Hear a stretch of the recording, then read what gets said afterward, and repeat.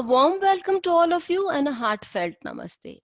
I, Anuradha Sharda, would like to thank all of you for liking my videos, watching my videos, writing in your comments and your suggestions. Today we are going to talk about shradh. Generally, the word shradh is associated with the annual ceremony that we do for our deceased ancestors, or the time of the year during which we remember all our ancestors and pay homage to them.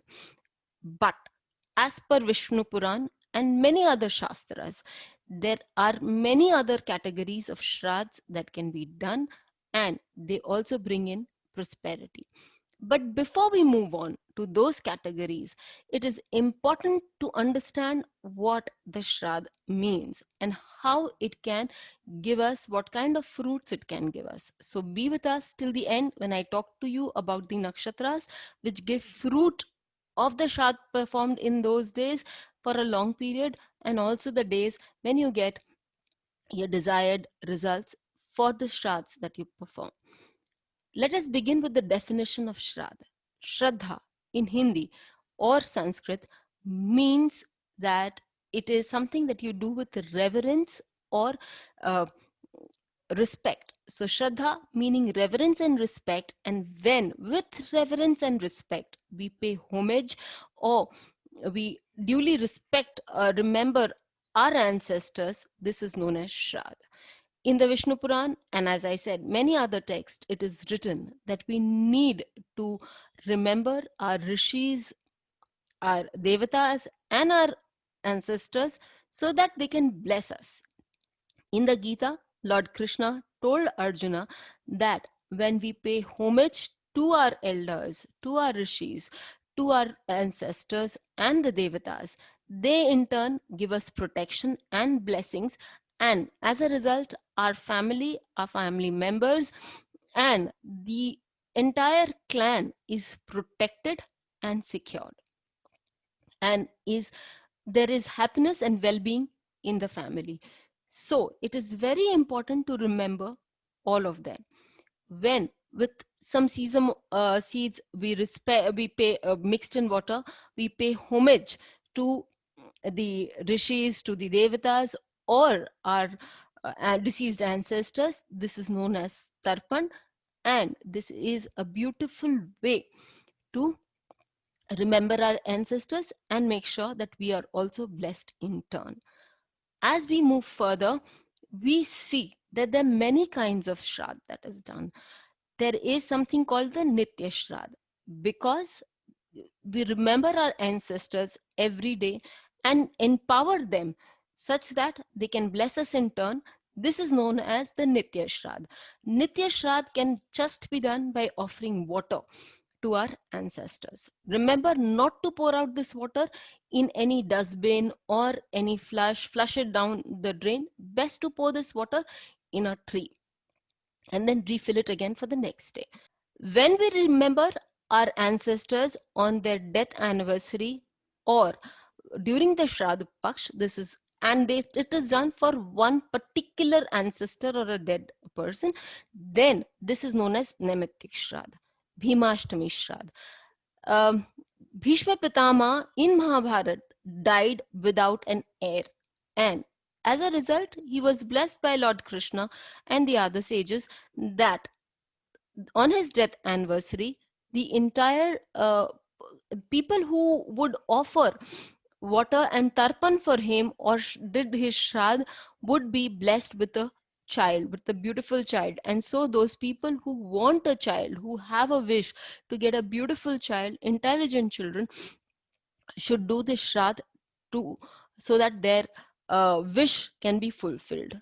Now, there is also something called Nandi Shradh. Nandi Shradh is done by the grandson on the daughter's side for the deceased grandparents on the mother's side. Okay, and this can be done after the boy has attained the age of 3.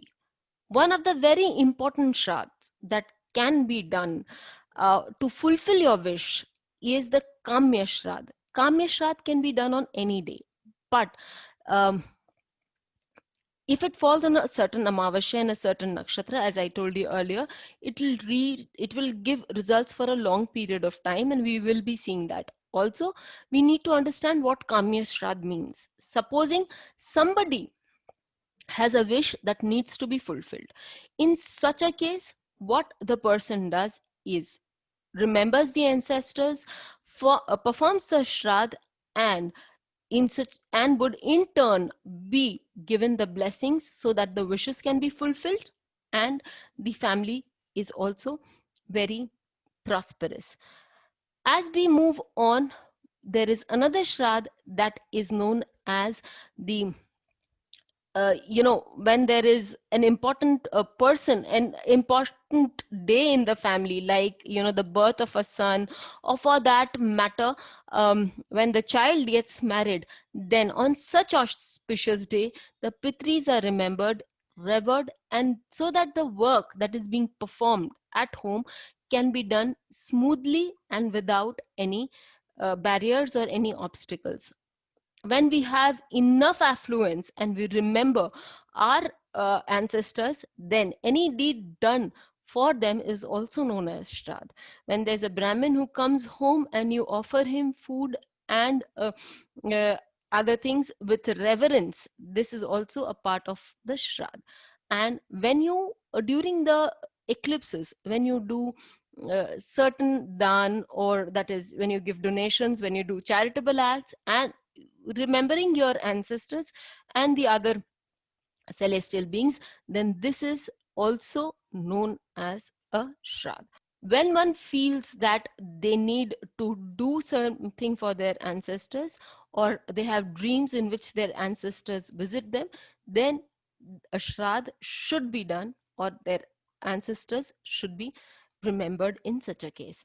Now let us move on to the dates when we should remember our ancestors, or rather, the another thing that before I move on I should tell you is that when we remember our ancestors on amavasya of every month, that is because amavasya, the deity of amavasya, is the pitris, and when we remember the pitris on that day specifically, then our pitris are fortified, energized to give us more and to protect our family. For our genetic code is very much their gift to us.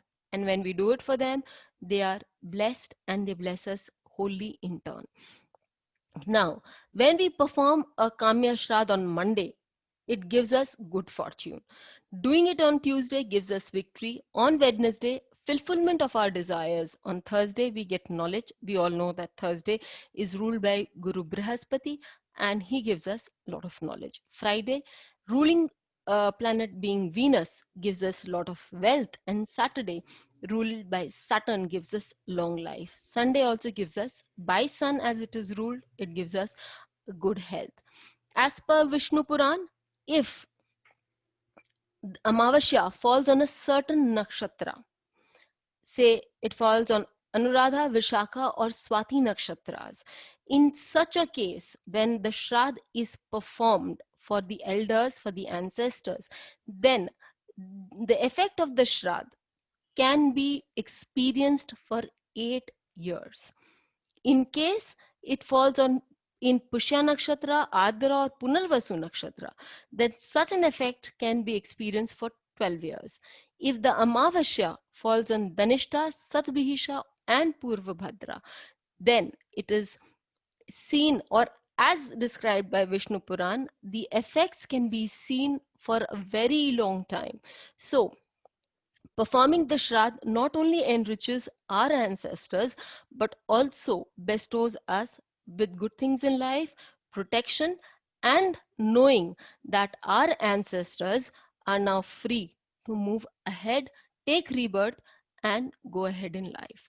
With this, I would also like to add that my course on the second level of nakshatras in Hindi is going to be coming on the 27th of September. So all who are interested can WhatsApp to us or can directly book their place from our website.